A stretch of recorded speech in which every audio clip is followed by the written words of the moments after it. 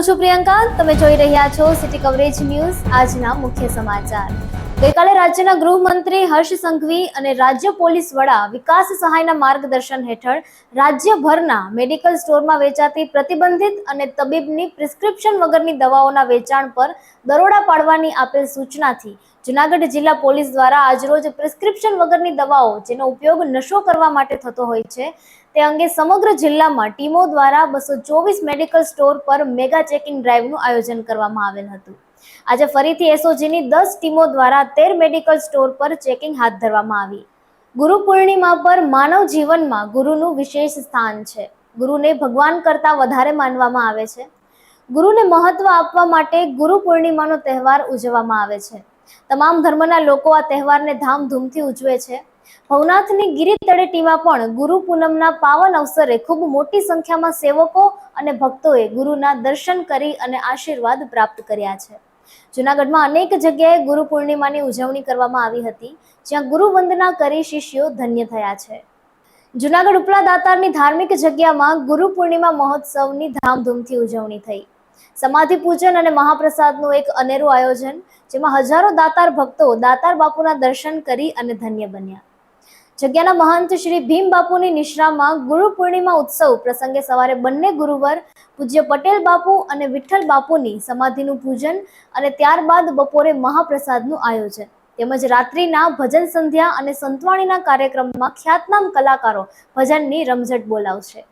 આ પ્રસંગે સર્વ દાતાર પ્રેમી અને દાતાર સેવકો મોટી સંખ્યામાં દાતાર બાપુના દર્શન કરવા જઈ ચડ્યા હતા। જૂનાગઢ ઉપલા દાતારની જગ્યા દાતાર બાપુની જગ્યામાંથી બોલું છું કે અમારે ગુરુ પૂનમનો તહેવાર મોટામાં મોટો દિવસ કહેવાય, દર વર્ષે ઉજવી છીએ અને અમે પટેલ બાપાની સમાધિ, વિઠ્ઠલ બાપુની સમાધિએ પૂજા વિધિ કરી અને જે કાંઈ વિધિ થતી હતી બહુ સરસ મજાની કરી। અમારા જે સેવકો બધા ઉમટી પડ્યા હતા, ભાવિકો ક્યાંય ક્યાંય આવ્યા છે એ બધા ખૂબ લાગણીથી બધા સેવા પૂજા કરી, એમાં બધાએ ખૂબ લાભ લીધો। બપોરે 12 વાગે 12:30 મહાપ્રસાદનો લાભ લીધો અને રાતે સંતવાણીનો ખૂબ લાભ લીધો અને બધા ખૂબ ઉપસ્થિત રહ્યા અને બધાને ખૂબ ખૂબ આનંદ આવ્યો અને આજનો દિવસ એવો સરસ મજાનો ઉજવાનો। અમારે અહીંયા ગૌશાળા છે, ગાયું છે, તો એની બધાને ખૂબ આનંદ થયો અને ક્યાં ક્યાંના સેવકો આવ્યા, નાગપુર, પૂના, બોમ્બે, નાસિક, અમદાવાદ, સુરત, બધા ક્યાં ક્યાંના જામનગર, રાજકોટ, ભાવનગર, પોરબંદર, અમરેલી, ક્યાં ક્યાંના અમારા સેવકો બધા ખૂબ જ ભાવિકો આવી પડ્યા છે ને બધાને ખૂબ ખૂબ દાતાર બાપુ ઉપર લાગણી છે અને દાતાર બાપુને એ માથા ટેકાવે તેની હરેક મનોકામના તમને એ પૂરી કરે છે અને દાતાર બાપુ એને ખૂબ ખૂબ તંદુરસ્તી આપે છે, ધંધા પાણીમાં ખૂબ જ આપે છે। એવી દાતાર બાપુની ખૂબ ખૂબ દુઆરીએ છે અને એ બધાય ને ધન્ય બને છે અને બધાને ખૂબ આનંદ આવી ગયો છે પ્રસાદ લઈને। જય દાતાર। બિહારમાં ધારાસભા ચૂંટણી સમયે મતદાર યાદીની પુનઃ સમીક્ષા કરવાના ચૂંટણી પંચના નિર્ણય સામે સુપ્રીમ કોર્ટે સ્ટે આપવાનો ઇનકાર કરી દીધો છે। સાથોસાથ મતદાર તરીકે માન્યતામાં આધાર કાર્ડ તેમજ વોટર આઈડીને પણ સમાવેશ કરવા ચૂંટણી પંચને આદેશ આપ્યો છે। સુપ્રીમ કોર્ટના નિર્ણય પંચ માટે એક મોટી રાહત બની રહેશે।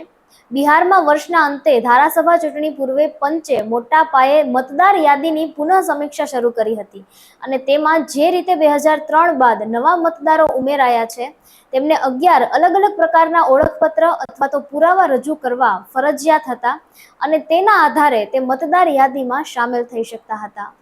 હવે હાઈસ્પીડ સેટેલાઇટ ઇન્ટરનેટ સેવાની તૈયારીઓ સ્ટારલિંકે તમામ મંજૂરી મેળવી લીધી છે। ભારતમાં હવે મોબાઈલ ઇન્ટરનેટ ક્ષેત્રે એક નવી તકનો પ્રારંભ થાય તેની ઘડીઓ ગણાઈ રહી છે। અમેરિકાની સ્ટારલિંક કંપનીને ભારતમાં તેની હાઈસ્પીડ સેટેલાઇટ ઇન્ટરનેટ સેવા શરૂ કરવા માટે તમામ પ્રકારની મંજૂરી મળી ગઈ છે। એક વખત આ સેવા શરૂ થયા બાદ દેશના અત્યાર સુધી ઇન્ટરનેટ સુવિધાથી વંચિત રહેલા ક્ષેત્રો સહિત દેશભરમાં સેટેલાઇટ મારફત ઇન્ટરનેટ સિગ્નલો મળવા લાગશે। સરકારે જાહેર ક્ષેત્રની બેંકોને 15 દિવસની અંદર એજ્યુકેશન લોનનું વિતરણ કરવાનો નિર્દેશ આપ્યો છે। નાણાં મંત્રાલયે જાહેર ક્ષેત્રની બેંકોને રજૂઆતના 15 જ દિવસની અંદર શિક્ષણ લોન અરજીઓ પર પ્રક્રિયા કરવા માટે નિર્દેશ આપ્યો છે।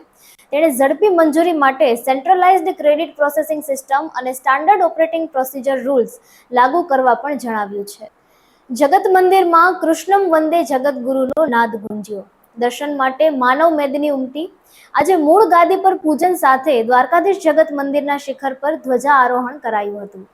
આજે બપોરે 12 વાગ્યા રાજ્યભરની મેડિકલ સ્ટોર્સમાં ગુજરાત પોલીસે દરોડા પાડીને ચેકિંગ હાથ ધર્યું છે અને દવાઓનું પ્રિસ્ક્રિપ્શન વગર વેચાણ કરતા દુકાન માલિકો સામે કડકમાં કડક કાયદેસરની કાર્યવાહી કરવામાં આવી. સિટી કવરેજ ન્યૂઝના ડેઇલી અપડેટ માટે અમારી ચેનલને લાઇક કરો, શેર કરો અને સબસ્ક્રાઇબ કરો. આવતીકાલે મળીશું ફરી નવા સમાચારો સાથે. City coverage news Junagadh.